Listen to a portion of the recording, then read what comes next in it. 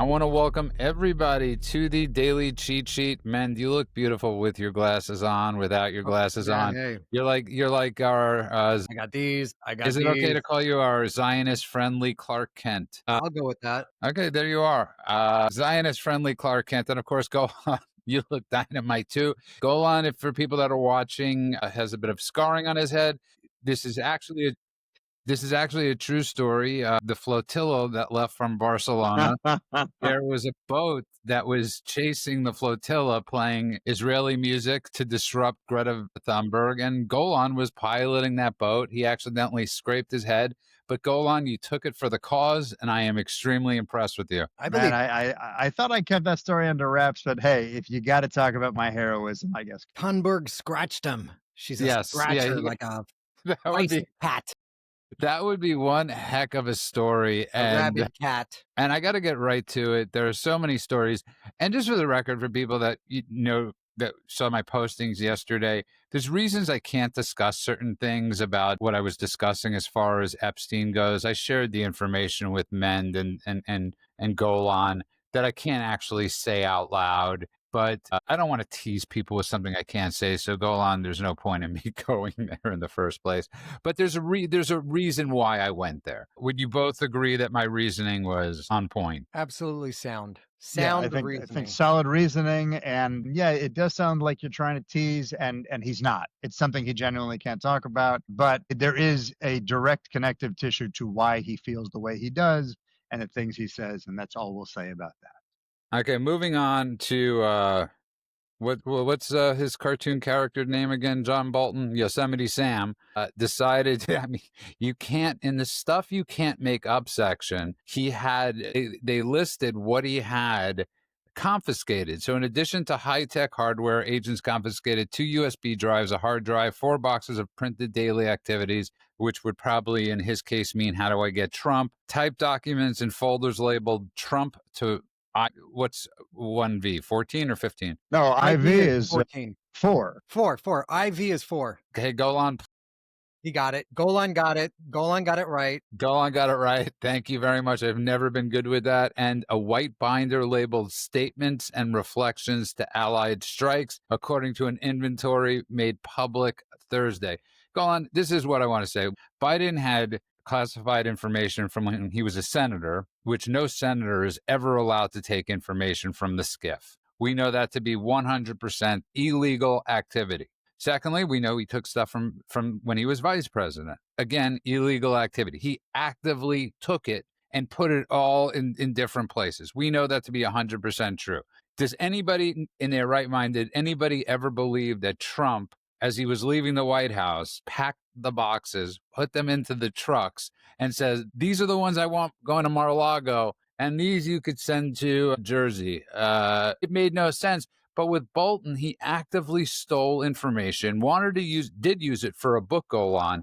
This is absolute illegal activity. And I hope they prosecute him, not because of his bad mistakes in the past, because of his illegal activities most recently. You know, look, you can't ignore what happened in the past. That his memoir. No, I meant his war decisions. His war decision. I meant his war hawkness. I'm sorry. Bolton has so many mistakes in his past. You'll have to be more specific. Yeah, no, I'm sorry about that. Yeah. So let's just look at the book that he wrote, The Room Where It Happened. That book has long been flagged for possible classified leaks. And a ton of the stuff that's in that book was suspected to come from documents that either he shouldn't have had or he certainly shouldn't have been able to take with him to use his research for a book after the fact. But they didn't have proof.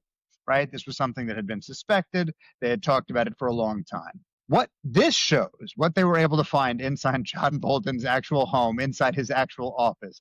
And by the way, you left out the hard drives and the phones and the computers and the laptops and it's insanity. Printed diaries, literally. This is straight up unauthorized handling of classified material. But in aid of what? Well, when you look at the list of what the subject matter is of all the stuff that he took home and hid at home and hid in his office, it's a very real possibility that he's going to be charged with the Espionage Act.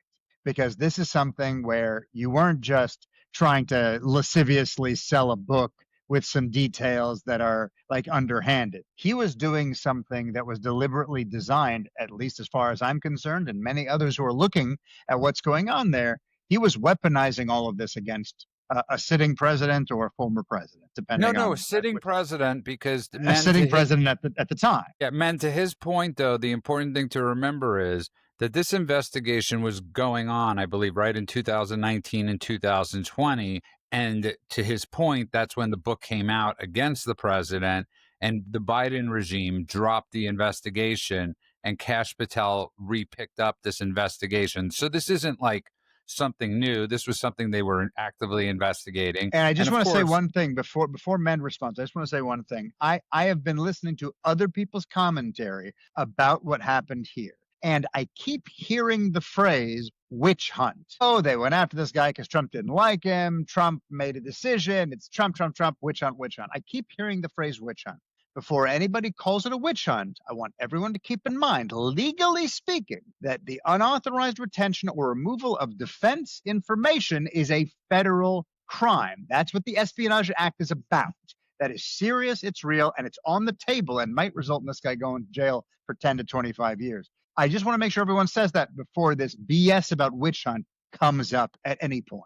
I'll add to this, Mend. To Golan's point, what's even more spectacular about this was this is Bolton's wheelhouse. Bolton is in the espionage game, which makes this even more frightening what he did. Yeah, so it's really telling when the people calling this a witch hunt are the same people that use the term nobody's above the law when there actually was a witch hunt. So they changed the statute of limitations to go after Trump in New York for the real estate thing. They changed the statute of limitations to go after the war with the E. Jean Carroll case. That was not a witch hunt to them. That was nobody's above the law. But when Letitia James lies on her mortgage application to get a favorable mortgage, or Adam Schiff or John Bolton takes home classified information and then publishes classified info in a book, you're going to get caught, bro. That mustache was not going to shield you from this one. Right. Well, it's so funny. Can I just say this as you're saying that? It's like, again, this is one of those things like with the 51 people that lied. Yeah. We actually have the book, Mend. As you just brought up, like evidence. It's right there. He published a book. So I would like to go with nobody's above the law. Nobody's above the law. Go after him. Get him. Make him shave that stupid mustache when you enter him into jail. Love to see what that face looks like with that. I bet he has no upper lip. Zero. It goes straight nose to teeth. And that's why he has that giant mustache. Well, I never thought about like that. Interesting take on that subject. Disturbing visual. Thank you, man. Golan, I just want to say one thing. There's so many things that we're seeing as you so well said, a witch hunt or whatever they're going to call it. It's not a witch hunt when we actually have the evidence right in front of our eyes. I mean, when you look at things and you see a book, you see 51 intel agents, you see wiretaps that were illegal. I want to move on, though, Mend, to listen, we're both New Yorkers. We're both born in Brooklyn. For people that don't understand this, New York is it has 5 boroughs, one of them being obviously Manhattan, one of them being Brooklyn, where we're from, and they're all different. They're all diverse. They're like mini cities, and they're all considered New York City and within the state of New York. So there are 5 boroughs in the little area that's closest to Manhattan. It gets very confusing. And just so people know, Brooklyn used to be the lowest, from where we're from, the lowest zoned area, I believe, in the United States. So we were not able to get cable TV until we were about 17 years old, Golan, just to put it in perspective, because they thought there was no point. Brooklyn was such a dump. That's why I hate when people say... And I told you, I used to live in Bushwick, which was the #1 location for welfare recipients in all of the United States. These were places you did not go unless you really wanted to have new holes in your body. So, man, I just want to explain that to people. So Trump and Curtis Sliwa was there from our youth. Great guy, ran the Guardian Angels, really rose to prominence in the late 80s, especially after Bernie Getz and all the crime that was going on in the trains. And he's running as a Republican with no chance of winning. Adams essentially has no chance of winning. So Trump is trying to really arrange that Adams gets a job in the White House. I think it's a brilliant Machiavellian move. I hope Adams accepts it. Sliwa said he's not dropping out. I don't know what position he would get in the White House. But this really will prevent Mamdani from winning. People think his favorables are good. He's got very low favorability. I know that the crappy thing, man, is then we're left with Cuomo. That was the So thing. That was it. I was like, out of all four of them, the lowest rank is Mamdani because he's just a fraud and a scammer and a liar, and he wants to get rid of property rights, but he won't make his mom give up her multi-million-dollar apartment. He's funded by Qatar. They funded his mom. Everything about this guy is wrong. And he's a But- terrorist jihadi. And he's a Just another terrorist little jihadi detail sympathizer, tidbit to throw in there. demented Yeah. guy who should be kicked out of the country. I don't call for violence against anyone, but he would be a prime candidate. Not that I'm calling for anyone to do it, but it's just no, you wouldn't be surprised if it I happened. wouldn't be surprised that there's a lot of patriots out there that care about this country. Anyway, it's Mamdani, bottom of the list, and then just a few rungs above that is Cuomo, who I can't stand. He's also a big fraud, but he's not a jihadi. He did murder about 10,000 New Yorkers with sending sick COVID patients into nursing homes. So he killed everybody's grandmas. I think that's going to come to bite him in the ass.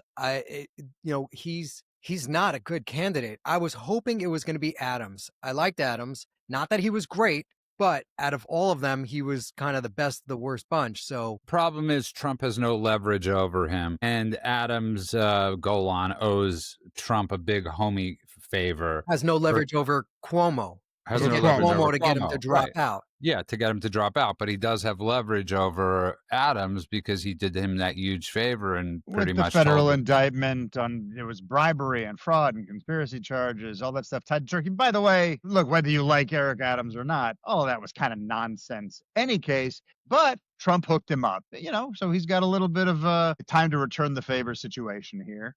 And the funny thing is, how is he returning the favor? A guy who, and by the way, I don't hate Eric Adams. I have a good friend who works for his campaign right now. I've heard nothing but good things from people who actually know him. Obviously, I'm watching him govern and I'm like, not so much. But according to everyone I know who knows him, great guy and means well and all of that. But he's polling at 9% right now behind everybody, including a guy who has a snowball's chance in hell, Sliwa, who I actually like quite a bit. So the idea that he's going to fail upward by suddenly getting a slot in the White House in order to save New York, like you said, it's Machiavellian.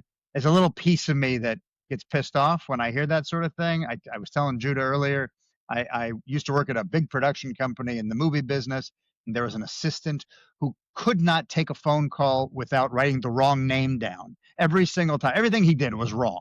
But he was the sweetest guy, great heart. And I remember having that morning meeting when one of the VPs said, I can't have him on my desk anymore. He's screwing up every meeting that I have. But he's such a nice guy, we can't fire him. So I'd like to promote him to executive. And suddenly this guy was a gatekeeper at a major production company when he couldn't write down a name.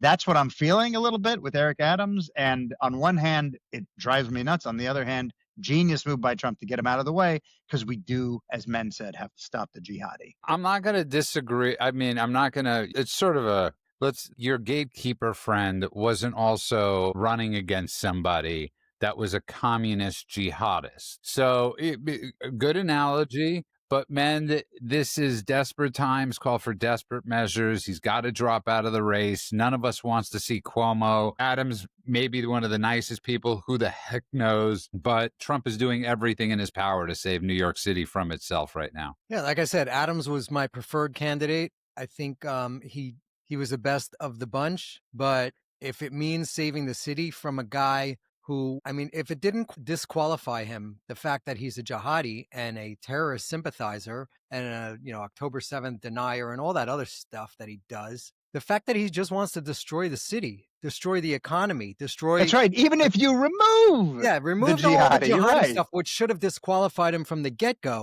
everything else this moron comes up with makes no sense, and it'll be the death of the city. There are some places, and we talked about doing this, and we're starting to put together this campaign where we go into cities and we list out the amount of years they have been voting a certain way, as Judah put together that list. So we'll go into, say, Chicago or any of those other cities that have been Democrat run for the last 100 years, and just say you've been doing it this way for 100 years, and you give a couple of stats of the decline of the city, and you say maybe it's time to vote different. next time, vote. And I don't think I don't think we should call it voting Republican. I think we need to brand this thing. Voting safe. We give it a name, and then whatever that name is, we endorse the candidate, and then they can use that as the badge, and people will know who to vote for. So we're not overtly coming out and saying vote for a certain party. We're voting sanity, whatever it is. We do that, and then we put it out, and we do a mass billboard campaign. So we're putting together that campaign now, and I think it's going to do really well. Yeah, Golan, it's interesting because I was just thinking about this as Mend was talking. The black vote is craving to go Republican. There's something they're like a step away from just switching sides would be fully the end of the Democrat Party. And I was thinking as he was talking, I could see the black vote shifting more towards Republicans than I can see the people that lost their houses in the Palisades fire ever voting Republican, even though Democrats, in a sense, destroyed their homes and everything. We say that this is something that is unlikely or it's difficult to imagine, but it's not like it hasn't happened before. I'm gonna point to two things that I think you in particular, Judah, will find interesting considering your background and who you work with. 1972 presidential election, you had George McGovern, who was a disaster. So far left, just disorganized. His VP dropped out over a scandal. Like, it was just a nightmare of a campaign that a bunch of Democrats, some stayed home, sure, but a bunch of them were like, I just can't vote for my own party. I have to vote against my party to save the country. And it gave Richard Nixon one of the biggest landslides in history. And the same thing happened in 1980 with Reagan versus Carter, right? Post-inflation, post-gas shortages, post the Iran hostage crisis, lifelong Democrats were voting. 84 especially. But even in 80, you had a lot of people a lot of lifelong Democrats voting for Reagan, and another massive landslide of a victory. We coined the term Reagan Democrats, right? This is something that absolutely could happen. We do, though, and this is the key element that we do not have right now in New York. We do need to give them not just someone to vote against. We do need to give them someone to vote for. And that is the one element that right now is missing. We're hoping this guy's so bad that you must run the other direction. But if you're running from a burning building into a sinkhole, you didn't win anything. So we need to give them something to vote for. And up until now, I haven't seen that thing to get inspired by. But listen, it's a huge problem. Obviously, it's a huge problem in the black communities because when you are successful, what's the first thing you're labeled as? They label you immediately as an Uncle Tom. And it is interesting just to go back historically. The black vote has not always been with Democrats. A lot of that changed with Lyndon Johnson. So this isn't something we're talking about that doesn't have a possibility. Man, I want to move on, though, a little bit, just as we're getting into this, because, again, another story that was mistold which is the Kamala Harris Secret Service detail. Every vice president gets 6 months of Secret Service detail. Somebody in Biden's administration, before it ended, signed that she gets it for a full year. So Trump never pulled the Secret Service detail. Flat out lie. Just a flat out lie. So now LA's finest are using 14 of their finest, and we have a very shortage of cops in this area. So I don't know why we're taking our best police officers. They're giving her 14 officers for a Secret Service detail. Great. Another bad decision by Gavin Newsom in California. So now she's protected when she goes to the liquor store and gets her Jesus juice and whatever she does. It's mommy's secret sauce. Yeah. Yes, and the secret sauce. What can you do? California is always going to do the wrong thing until we get new leadership here. There are some people trying to go for change. The problem is this state, I mean, like you said before, it's not who you're voting for, it's what you're voting against. Every single Democrat right now does not have a platform. There's nothing. The only thing they have is what they're against. They're against cutting down on crime. They're against basically anything that Trump does, including making cities safe. So California, cops on Kamala. That's great.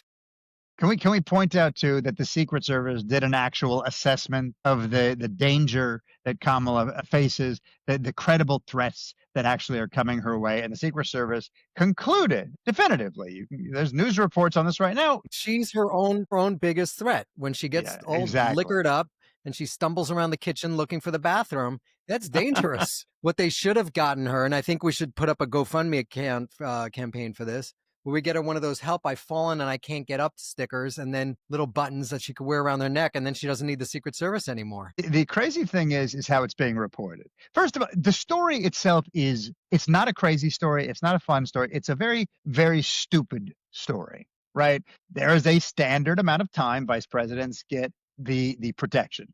They were going to give her more protection for no other reason. Just like he pardoned everybody before he left office. He's also like, I'm going to extend all this stuff unnecessarily. Okay, also stupid. Trump sees it and goes, what? No, that's not stupid. That's like, obviously, I got to get rid of that. And then this new thing of now we're going to give her cops. It just gets dumber and dumber and dumber. None of this makes me feel sorry for her. None of this makes me feel like this is interesting. None of this makes me feel like she's in trouble. But what I am saying is every headline is Trump ends security protection for former vice president. Of course, in the story buried on paragraph 9, they tell you that actually every single vice president in history has gotten the same amount of protection. So that's what gets me, is the shocking nature of the press and how they once again are willing to lie in order to vilify the president. You know how we know that Biden did not do this is because his wife would in no way, Dr. Jill would in no way have ever said, yeah, give her an extra 6 months of Secret Service detail. There's no, they hated each other. They hated, right. I mean, this whole story is Democrats getting hysterical about nothing. But the LAPD giving 14 police officers for her Secret Service detail. That is a huge amount of money that the people in Los Angeles are paying for. And that is the story. LA is run so badly, as we've spoken about. So that to me is the point of this story. That's the disgrace of this story. When you have ideological, woke imbeciles failing upwards into the top leaders of every position in this state, you get terrible, terrible results. And that's what we got. Absolutely. And the headlines should read, crime victims lose police presence so Kamala Harris can feel important. That's really. And by the way, just so everybody knows, I'm living in Los Angeles. It was just to finish this story. You barely ever see police. Okay. There are so few police officers. Let me tell you something. Since the pandemic, I've been going as fast as my damn car would go down the freeways. Yeah. We're cruising at 150 miles an hour and there's nothing. I got a radar detector. It doesn't even beep. It only beeps when you pass a gas station. You know when I learned that is because people don't understand Waze, especially like 10 or 15 years ago, is an extremely socioeconomic app. Right. And what I mean by that is it only could tell traffic if people are reporting it. Now, Waze was not very popular in Black areas. So Waze would always take you from the airport through some of the go on the craziest areas of Los Angeles. You'd be driving through Compton. You would be driving. And I don't think that was socioeconomic. I think people didn't want to get carjacked. So a lot of traffic didn't go there. But Waze didn't take carjackings into account. It just said, oh, here's a street that doesn't have a lot of traffic. I wonder why. Let's send Judah off that street. That's my point. Nobody was going, people in those areas were not reporting traffic because they weren't on Waze. Waze only works if it's user friendly. And then there's the flip side to Waze. There was actually so for those of you who don't know, Waze is an Israeli invented company. Don't tell them. Don't tell them the secret. What I mean is, the Israelis are tracking you everywhere. Yeah, Google owns it, and then they incorporated this random thing. Anyway, the reason why that's an important thing is because in a small country, you're having everyone help each other out. That's the way that country works. Waze was unbelievably accurate in a small country, and when it ported over to the rest of the world, especially the United States, you had an entire community. This is not my words. This came from a study. I don't have the study in front of me, so I'm going to paraphrase. Forgive me. But basically, it was, we don't want to snitch. So we're not going to say when there's a cop. We're not going to say when there's traffic. We're not going to say when a car is broken down. We're not going to say any of the stuff that Waze was asking, the crowdsourcing to actually give information for. And as a result, you suddenly showed up in areas that you should not have been in because no one was commenting on anything on Waze. So Waze was like, free and clear over here. That's a real issue. Really, you know what else I found? In Waze would take us through all these crazy routes through the Hollywood Hills because to get to the worst Laurel or Coldwater Canyon at rush hour is just terrible. But Waze would take you through these neighborhoods that nobody ever drove on because it's the most convoluted way to go. And the residents there hated Waze. So they would start saying fake reporting of accidents. It became a battle of like It's the true. residents versus the drivers. It's 100% true. And That by is the way, go really on. And funny. for people not familiar with the Hollywood Hills and those areas, and listen, so many great books and shows have been based on those areas. But you drive through those hills, it is damn scary. Not scarier than Bushwick. Bushwick, where Golan used to live, is by far the scariest neighborhood. I've driven through Compton and it has nothing on Bushwick. Bushwick, and I've mentioned this before, I had a friend who had a bakery, like a commercial bakery down there that fed baked goods to all the other bakeries and stores in New York. And we'd go visit him every once in a while, 2:00 in the morning, a whole bunch of kids. We were like, 19 years old or whatever. And we'd go visit him. There were manhole covers missing from the streets because someone stole it for scrap metals.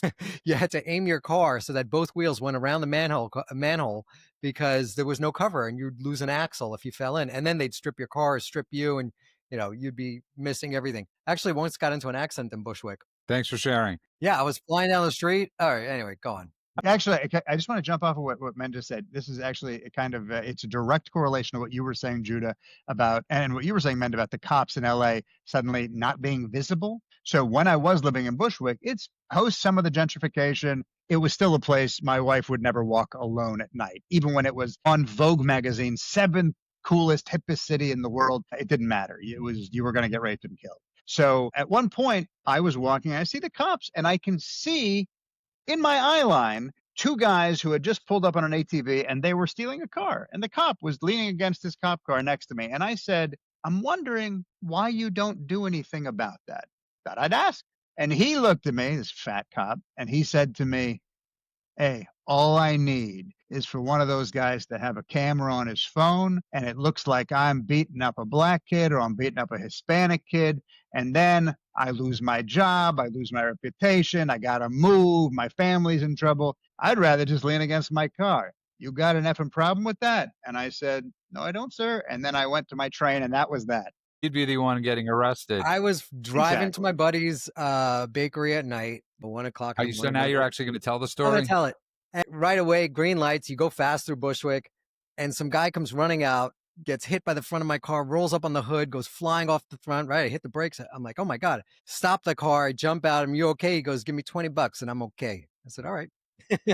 that was a story worth telling. I want to move on though, because I think this is this is an extremely important thing. And whoever thought of this was absolutely brilliant. And Pam Bondi and the DOJ are debating right now whether to put a ban on trans from owning guns. And I think this is an absolutely spectacular move. Obviously, she's going to take a ton of flack for it. People will say she's trying to shield from other things. I don't know what she's trying to shield from, but go on. I want to say it was Colorado that was one of the first states in America that allowed you to buy weed legally with a doctor's note, right? But if you at the same time, or Colorado, some part of Colorado, right? And if you were to have a doctor's note at the same time, you could not buy a gun. So I always believed it was like a sort of workaround for gun prevention was legalizing weed, especially with the doctor's cards, with doctor's notes. So in this case, if you're on if you're on hormone blockers, obviously antidepressants and everything that goes with being trans, in no way should you have a firearm, or in no way. I think right there, you just said it. So, trans is an arbitrary term. Anybody could say, "Oh, I'm trans." I want to go cut the line at the bathroom. Actually, not the bathrooms. It doesn't work. It works the other way.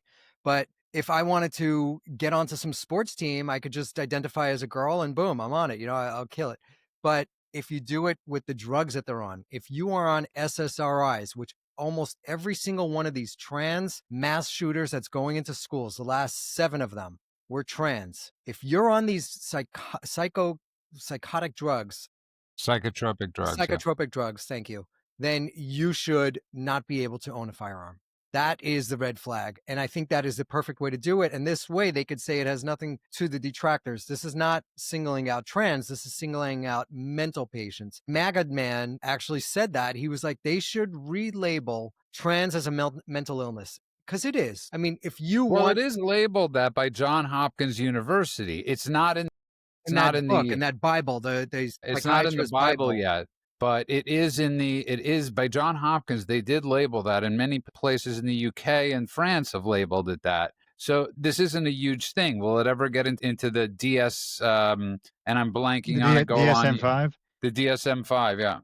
So it's interesting because I feel like I'm of two minds when it comes to this particular idea. I think what Men just said is kind of my initial position, which is if you have some kind of a mental illness, and I say this with all the sympathy in the world, I don't mean this. I know this isn't a caveat like we talked about the other day. I actually mean this. Anyone who has a mental illness, I look at them and I say, I wish I could help. I wish you didn't have to suffer this way. And I certainly hope that other people don't have to suffer as a result of your mental illness. So I think it is a good idea. And right now, we do have a law in the books. It's a federal law that bars gun ownership for people who have been, and this is where it gets important, adjudicated as mental defective is the way it's phrased, or committed to a mental institution. And that has to do with like court finding them being severely impaired.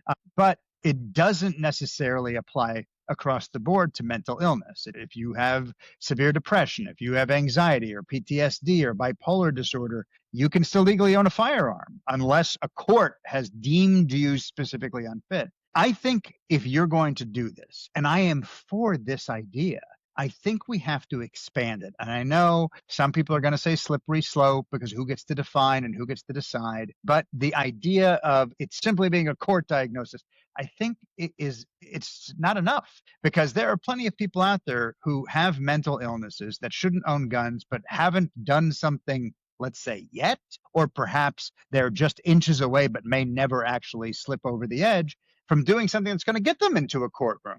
And I don't want them to have guns either. I was watching a debate that Charlie Kirk had, and a guy was talking about banning guns. And one of Charlie's arguments was, yeah, but what about all those people who came back from war with PTSD and they might get their guns taken away? And as I was watching, I thought maybe they shouldn't have guns either. And I say this as a veteran, and I say this as someone who saw things that most people don't get to see, that some people can't handle after the fact. So I'm of two minds. I think it's a really good idea, but I think that if you don't expand it, then you are kind of being haphazardly selective. And I don't like that, because I think there are a lot of people who should not be owning guns. And I'd like to see that be the rule. See, I thought you were going to go the other way, man. I thought he was actually going to go with the way of the slippery slope of it being used eventually to ban all guns. To ban all guns. And this is the quagmire we constantly run into. Of course, I think about that, but that's just not my issue.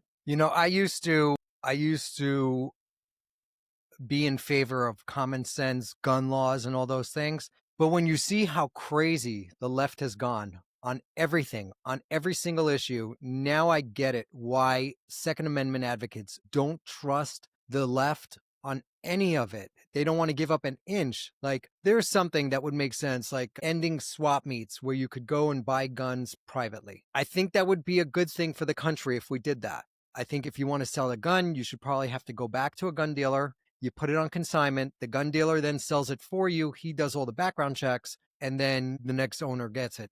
But what we've seen with the left on everything, especially when it comes to guns, the dishonesty they have when it comes to these mass school shootings, where they won't even talk about the psychos and the amount of drugs that they are on, prescribed medications.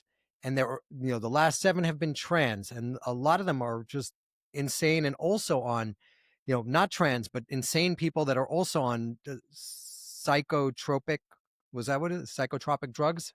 It's off the charts. So there are, if you had the left somewhat moderate itself, then you would see a lot more of these common sense laws get passed. But since, the last 4 years is a perfect example of them locking people up for social media posts and denying science in the name of science and everything else that they've done, I don't trust them a bit. I absolutely see the point of view of the Second Amendment people. They are saying that people that legally own guns are way less likely to commit gun crimes than those that illegally own the guns. And the illegal guns are in the cities with the toughest gun laws. So how would enacting more laws change anything, especially when the cities that have the toughest gun laws don't prosecute people for gun crimes? In Washington, D.C., we talked about this previously, only 2% of people caught with guns face jail time. Only 2%. There is a metric that says how many murders are solved, right? How many cases of murder are solved. In the 60s, it was down to like I think it was 90 something percent of murders got solved. We are down to below 50% now. Why is that? Like, so this is not a tool problem. It's not a gun problem. It's a conviction problem. It's a persecution problem. They don't prosecute gun crimes. They let violent criminals out of jail, which is the root of the problem. If you fix that and you still had a gun problem issue, let's talk. But first deal with the fact that you're letting violent criminals out on the streets. Fix that. Then come back and talk to us about gun laws. And I think you're 100% right. And Golan, I think this is a very nuanced issue. I honestly, I don't know where I stand on this because, as men brought up, the problem is when you give the left an inch, they take the field. And this is, of course, the fear that Yeah. comes with something like The this. thing Right, that I and was I don't talking think- about, it's called the national clearance rate. Anyone could look it up. National clearance rate. It's how many homicides actually wind up with an arrest or conviction. You know, I wonder how much, though, if you do it on a national level, how much places like Chicago and St. Louis lower that level to I was thinking the same thing because when I read the stats, threshold because I would imagine the capture rate in a place like Chicago might be 30%. But I want to move on a little bit because this is a really important story because I was very skeptical of Bobby Kennedy Jr. when he got in. And I'm not skeptical at all of him, Golan, right now. I think he's doing amazing work and he's being grilled in front of the Hill today because people from the CDC got fired or they left or there's been mass exodus from these places. Go, good riddance, you bureaucrats who have brought us nothing but nightmares. And he's being grilled in front of the Senate. And his responses were absolutely brilliant, where he said to one of these people, what have you done for 20 years? You're coming to me now with these issues? These issues have been going on for ages. Absolutely. Look, I was very much in your boat when it came to RFK. There were certain things and certain things still I'm not totally on board with that he says. And I was very skeptical, except I will say I live a very specific life. And the life that I live is a life in which I do not use Teflon. I use cast iron. Why? Because I know that scratched Teflon is basically like, you may as well just drink a cup of cancer. You know, I don't use anything that has red dye number 5 in it because, again, I don't need my kids to grow a 3rd foot out of the corner of their forehead. The point is that there were so many things that he said, with me being incredibly skeptical, that I said, oh, that's us. Oh, wait, that's what we want. We live in Europe where that particular thing is illegal, but it's legal in the United States. And we look at the United States like they're crazy for that. And then he said that thing that I've never heard anybody else mention except for my wife and I, and now Mend occasionally when we have chats on the side. So these things that for us are common sense, he started saying. So alongside a lot of stuff that I was skeptical of, or stories that seemed crazy about him strapping, I don't know, whales to the front of his car or whatever else, suddenly the guy started making sense. It was like that scene in Beautiful Mind. The numbers started flying and I was like, the equation's starting to come together for me here. So now whenever he goes to the Hill and they just turn the heat up to 1,000 degrees and start roasting him over an open pit, I'm really paying attention to his answers. And the answers that he's giving do not seem like conspiracy theories, do not seem like a man who is possessed with insanity and a worm in his brain. They seem like common sense. And the idea that this is a public health meltdown, that we're losing staff, if you look at what the CDC was doing before, if you look at the decisions that were being made, if you look at the recommendations that were being made, if you look at the things that they didn't bother to ban or they didn't bother to even warn people about that are incredibly toxic and are destroying the youth of America, the fact that those people are leaving, that's not a public health meltdown.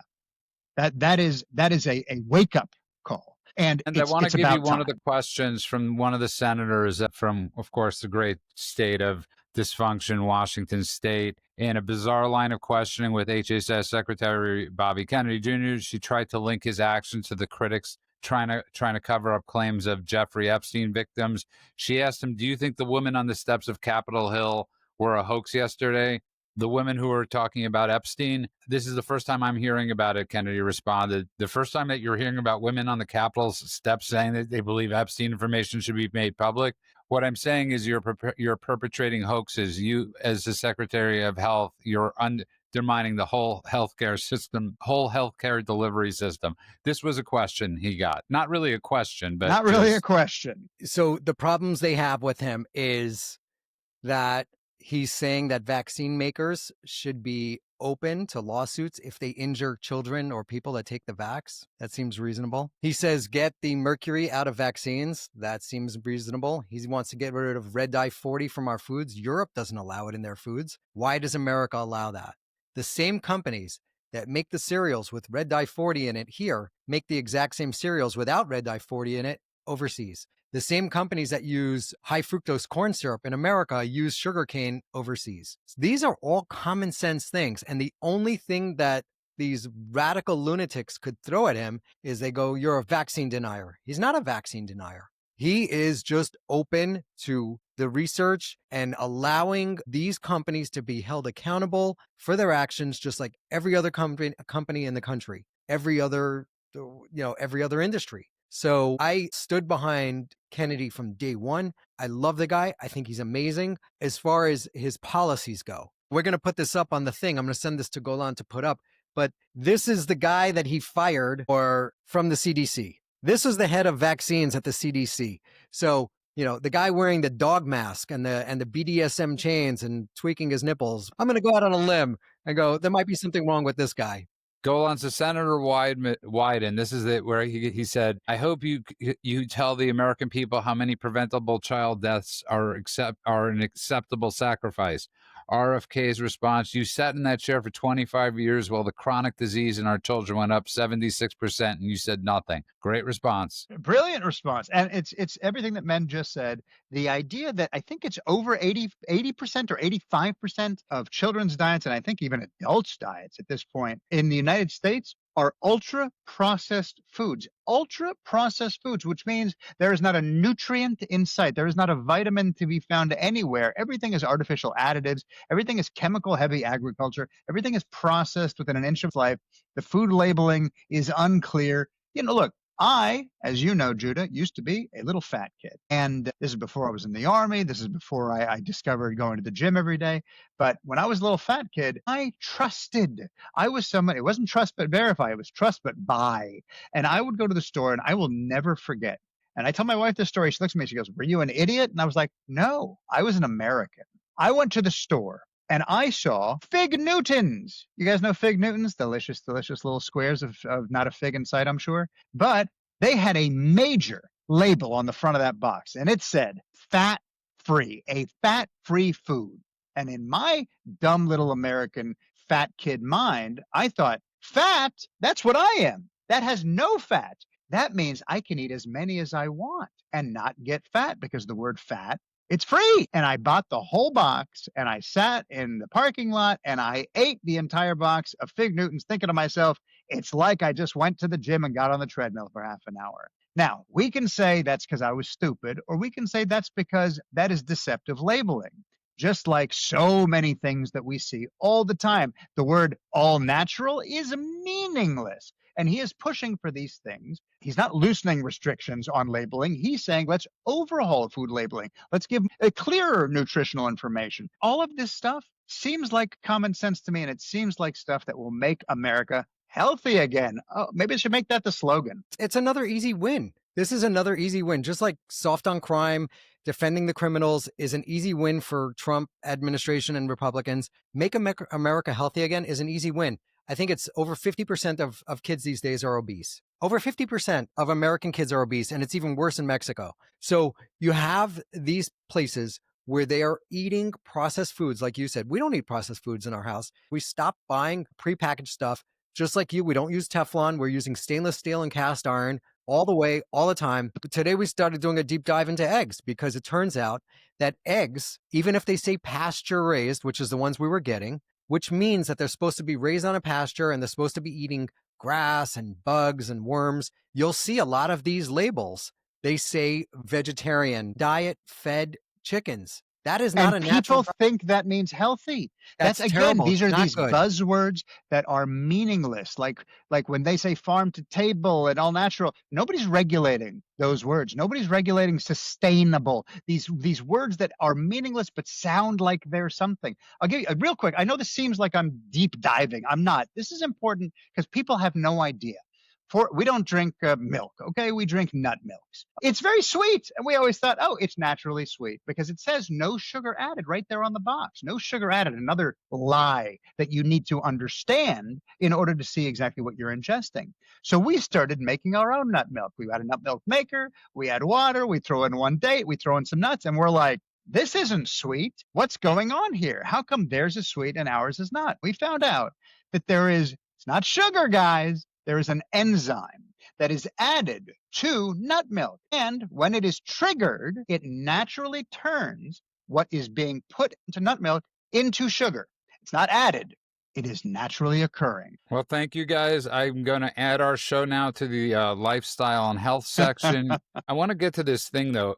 Men, to your point quickly about yesterday, judges are now complaining. Federal judges are anonymously criticizing the Supreme Court for overturning decisions with emergency ruling. So a group of anonymous federal judges appointed by Democrat and Republican president, including Trump, a trend of lower court decisions being overturned. So they're basically saying we're being threatened and harassed because of our crazy decisions. And I mean, this is insane. These are judges. Stop your whining. People actually went to Kavanaugh's house and tried to kill him. And this is what they're saying. If you keep on overturning, you're putting us in danger. Absolute insanity. People should be exposing these people and shaming them. So it sounds like, the masses, our audience has listened to us and they are publicly shaming them. Again, we don't call for any violence. Violence is uncalled for in this nation, but shaming them, fantastic.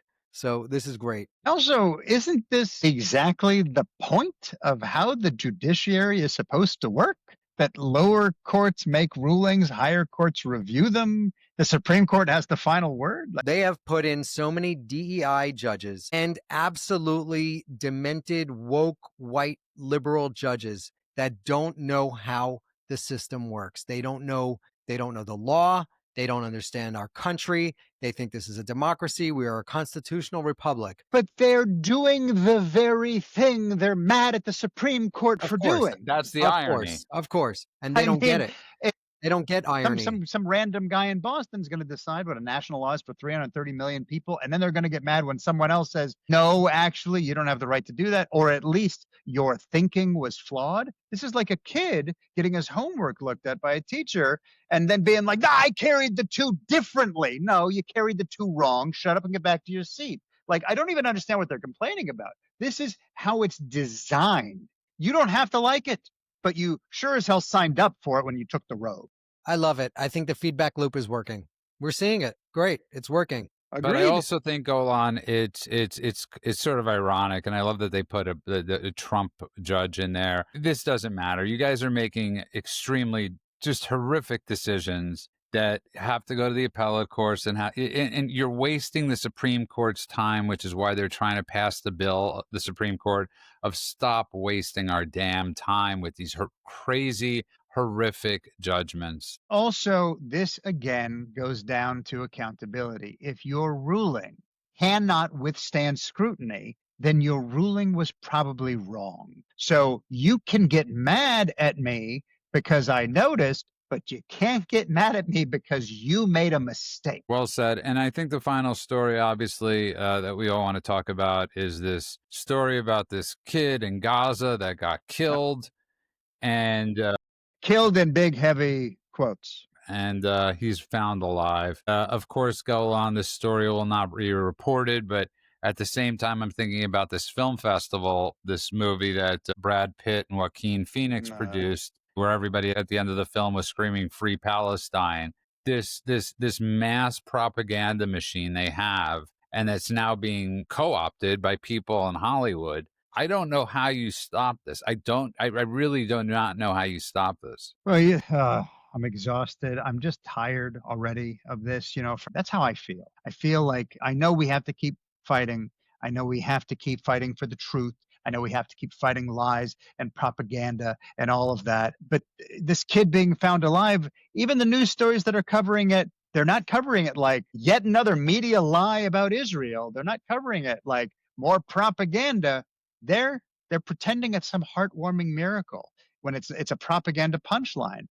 We said it was, though, because I forgot the bigger part of the story, man, is that the person that reported this story was Anthony Aguilar, the person that worked for the GHF, the Gaza Humanitarian Foundation, who was fired and then decided to go on Tucker Carlson and say how Israel was shooting This kids. was the crux of his story. I Right. touched his head. He held my hand. I kissed him on the lips. I gave him a back massage. And then suddenly he was dead. Like, this was his whole story. So for this kid to be found alive, like, again, I'm about to say something that sounds logical. It sounds like this should be the end of the conversation, but it never is. Every time you say to me, here's a picture of a starving kid, and I'm like, that kid's got a deformity and a disease. So if that's your evidence, clearly you're lying. And everyone should go, that guy's a liar. And they all should walk away. But instead they're like, no, we're just going to keep doing it. This kid's not dead. It was a lie. Once again, it's a lie. Can we all walk away now? No, we got to keep finding lies. We got to keep exposing this.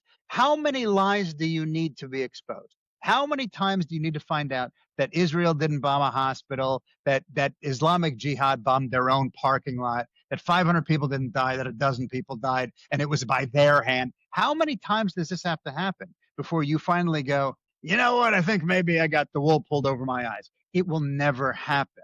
And so at this point, Judah, I think the people who are never going to change their minds, I got to just say enough is enough. And I got to focus on just, I don't know what, living a good life and continuing forward until the world suddenly regains their sanity. I don't know what else to say. The reason why this story, especially it being so closely related to Tucker Carlson, and we both heard the Sebastian Gorka interview with Victor Davis Hanson, and we've seen the comments that he made. The White House really needs to put out to everybody that works there, stay off the Tucker Carlson show.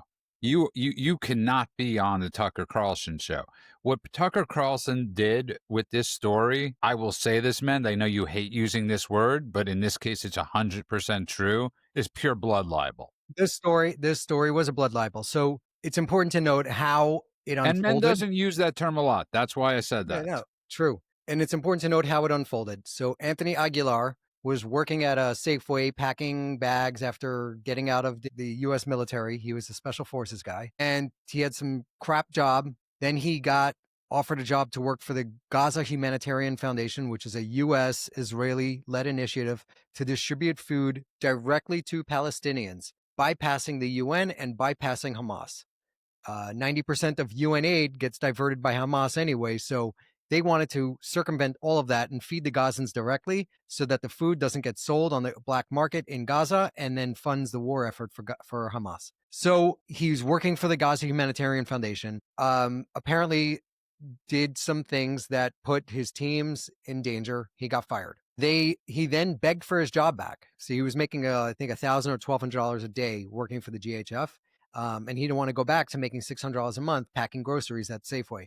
So he begged for his job back. He said he would be great. He loved working there. He thought the mission was amazing. He really wants to help people. They were doing great work. This is all in written texts from him. And then when doesn't seem to be working, he threatens them and he goes, if you don't give me my job back, all hell's going to break loose on you. And then he goes on this mission. By the way, he actually said those words. He's not being hyperbolic and making up a quote. In text, that's a real in text.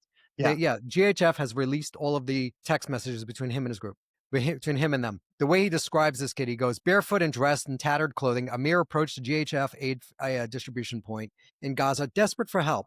He walked 12 kilometers to collect food, and moments after the frail boy received his small package of aid, the Israeli army opened fire. And he goes on to say that he shared photos with the kid, but he goes, the little boy put out his hand, so I beckoned him over to come. I said, come here. And he reaches out, and he holds my hand, and he kisses my hand. And he says, shukran, which is thank you in Arabic, Aguilar recounted. But their meeting was swiftly interrupted as pepper spray, tear gas, stun grenades, bullets were shot into the air and at the feet of Amir and the crowd of aid seekers still gathered, Aguilar said. The last group of people were women and children, small children, kids. Children had babies. He said he could hear the machine gun fire as the Israeli army just was mowing them all down. They're shooting to control the population, he claimed somebody said at the time. The entire thing manufactured, made up, that he did not see the shooting. The boy was not killed. The boy is safe and sound. In fact, the GHF is ensuring that that kid and his mother get out of Gaza because they fear that Hamas will kill him to make the story legit. You just show the body. So they located this kid, him and his mother. They sat down, they interviewed him. It's on Fox News, and they are whisking them to some third country. He's out. He's safe already. He's already out. So great. He's out. He didn't just go on Tucker's show. He went on every single show from the BBC to CNN. He followed through on his promise, man. That's the whole point. He said, I'm going to make your life a living hell. I'm going to be a nightmare. And then he went about trying to do that. The only problem is sometimes when you play stupid games, you win stupid prizes. And of course, his bullshit was exposed. And by the way, I want to address the other thing, Judah, that you mentioned. The Brad Pitt, Joaquin Phoenix, the Rooney, the Mara, Roonies, whatever, all these people. Joaquin Phoenix has long been, I know technically he's got some Jew blood in him. I happen to believe that if you only talk about being Jewish when you're bashing the Jewish state or when you're bashing other Jews, you lose your Jew card. But sure, let's say Joaquin is a Jew. He's been on every one of the anti-Jewish, anti-Israel documents, letters, and everything else since the beginning, wearing the bloody red hand pins and everything else. The Rooney Mara and her family also long been Jew haters. None of that is new. Brad Pitt is a new wrinkle. That's unfortunate. I know Brad, we worked on a movie together. This is virtue signaling. And something that Brad Pitt and his company Plan B have done for a long time is basically look for what is the thing that is going to be the most quote unquote progressive thing I could find. It's the same reason why he went out. And I'm not saying they weren't good movies. Some people like them. It's the reason why he was the producer of 12 Years a Slave. It's the reason why he was the producer of Moonlight. He seeks out what's the thing that's going to be the new voice that I'm going to be able to get a pat on the back for discovering. And that's why he jumped on this one as well. And his partner, Jeremy, should be ashamed of himself because he's a Jew. But here's the interesting part about this story, this Hind Rajab story. Look around and tell me what the evidence is that Hind Rajab actually existed and that the story actually occurred. Now, I know the movie, I'm sure, is gut-wrenching because all these people do, and you can see it all day long, is Hollywood, is they make up stories and do it deliberately to pull on heartstrings and do it deliberately to make people feel a certain way and lose logic and just react emotionally. But if you say, what's the proof? The proof comes back as this circular reasoning. Well, the news story was in the Washington Post and on CNN and in the BBC and on NBC and in Sky News and on Al Jazeera. And they give you a list that's a mile long of all the major international news outlets where the story appeared. But that's repetition. Repetition does not mean fact. Then they say, Euromed, it's the Euro-Mediterranean Human Rights Monitor, said it happened, and they said it's a war crime. Oh, but Euromed, if you look into the history of that organization, is just another jihadi outlet mall where they are anti-Jewish, but like real anti-Jewish, anti-American, and always have been. So, okay, they repeated a lie too. I'm asking for proof. What is the proof? And they say, this NGO, okay, you stop. You already lost me when you said NGO. Well, Wikipedia says stop. And they keep doing this. And I have had this debate, you can tell, over and over and over again. I go, what's the proof that this is real? And they just keep telling me about the places that reported on it, not any shred of evidence. And if you go back and you actually dig in deep, what is the stack of evidence? It's the audio recordings, easily faked.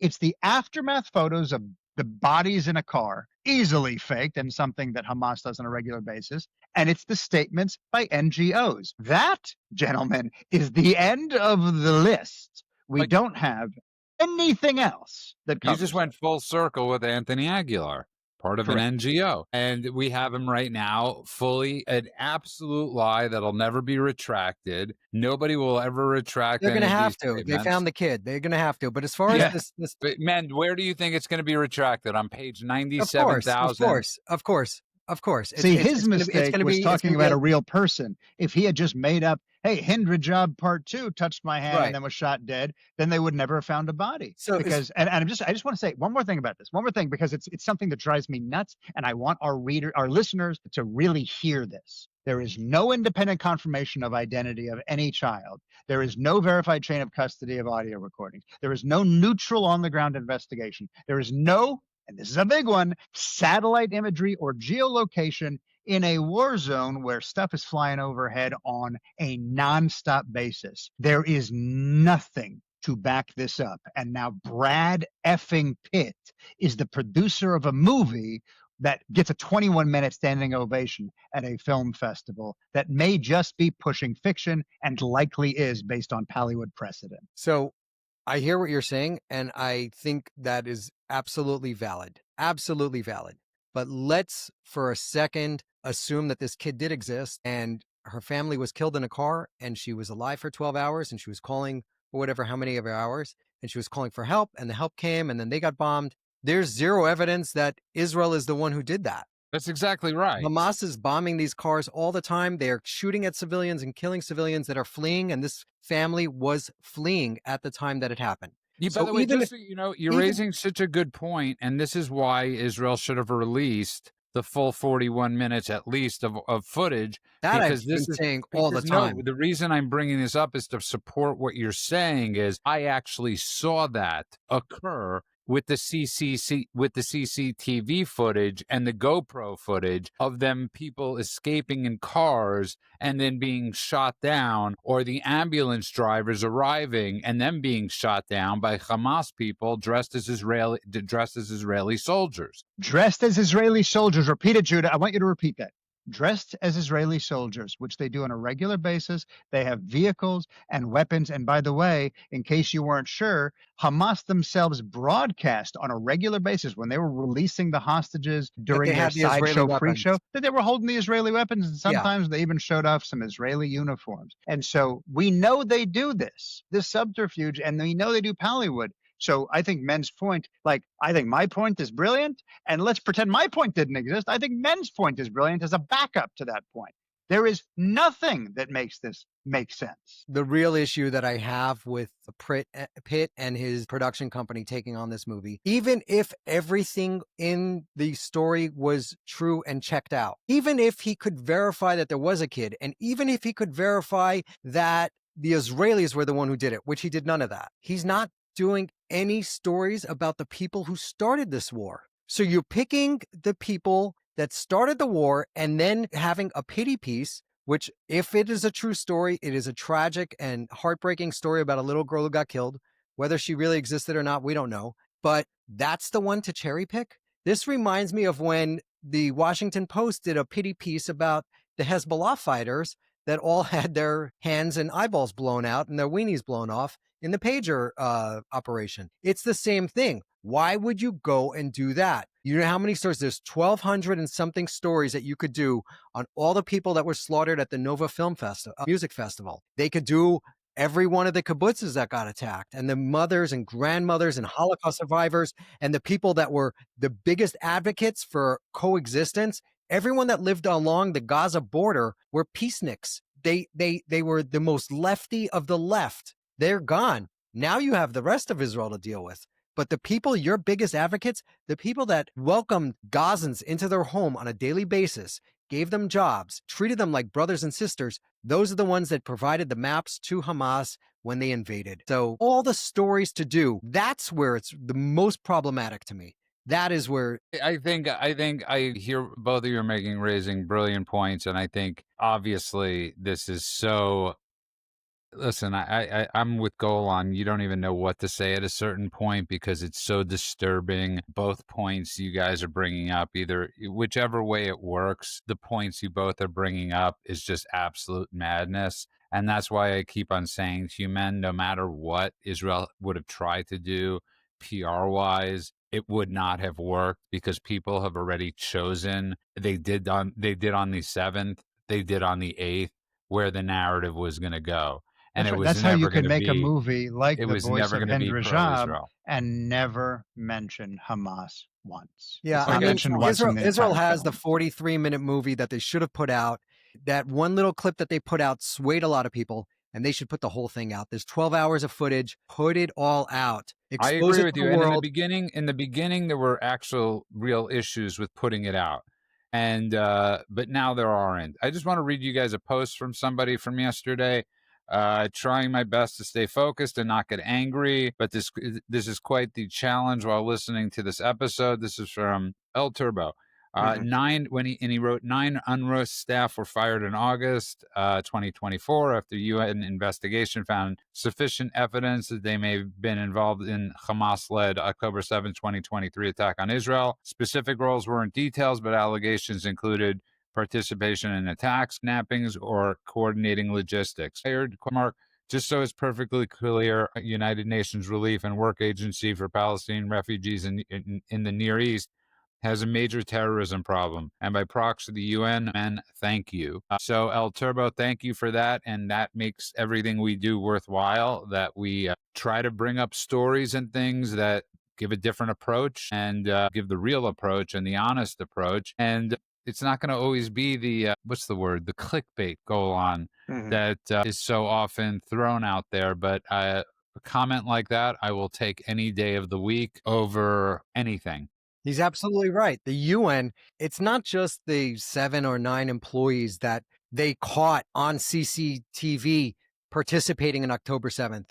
The entire UNRWA is an arm of Hamas. Hamas has fully infiltrated that organization. UNRWA only has a few foreign employees. Everyone else is from Gaza, and all the funds coming in goes to UNRWA, to Hamas. These people have completely infiltrated that organization, and the fact that the UN won't admit it, the fact that they're still running cover for it, is grounds for the US to label the entire UNRWA a terrorist organization, and that would prevent them from getting any funding, complete sanctioned. And again, I will say this I'll say it forever. UN needs to be out of the UN needs to be out of the United States. It's plain and simple. It's one big terrorist organization. And I've often said, I believe their end goal, I truly believe this goal was for Obama. When you really look at what Soros's plan and what Biden's plan was, it was no borders, right? And what happens if you remember that White Lion sign, no more presidents and all the world would end, one united world under God? That was like their vision. No borders. The UN runs the world. And I always believed it was Obama that was going to be running the UN and running the world. It was just a theory of mine that I had, but there was sort of a fly in the ointment. And thank God his name is Donald J. Trump that got into the middle of this. And I pray that in this term, he just boots them out. And I don't think you'd see an unhappy person. Well, you'd see many unhappy leftists. I don't see any other way of getting out of this situation unless we get them out of the country. I couldn't agree more. As I say every other show, it's one of the most down to its bones, one of the most corrupt organization that exists, is one of the most, it's not just anti-American, it's not just anti-Israeli, it's anti-all Western values. It is run by the worst people in the world. It is handed over to literal rapists and literal murderers and literal jihadis and literal dictators. The fact that it exists sounds like a sick joke, and until it's dismantled, it is going to be a stain on the world. Donald Trump, I'm asking you, dismantle this corrupt organization and save us from this villainy. Perfectly said, both of you. And on that note, I want to thank everybody that's been listening to the show. Don't forget to give us those 5-star reviews. You can find everything at thedailycheatsheet.com. That's thedailycheatsheet.com. Thank you, everybody that's been helping out, spreading the word, spreading the love. And don't forget, share the show. It's the most important thing. That's all we're ever going to ask. Share the show. Take somebody's phone and just download it. Shove people in your car. Put on the Daily Cheat Sheet. Get them to listen to us. They will not be disappointed. Thank you both. And I just want to wish everybody a good morning, afternoon, and night world, wherever you are. God bless you all.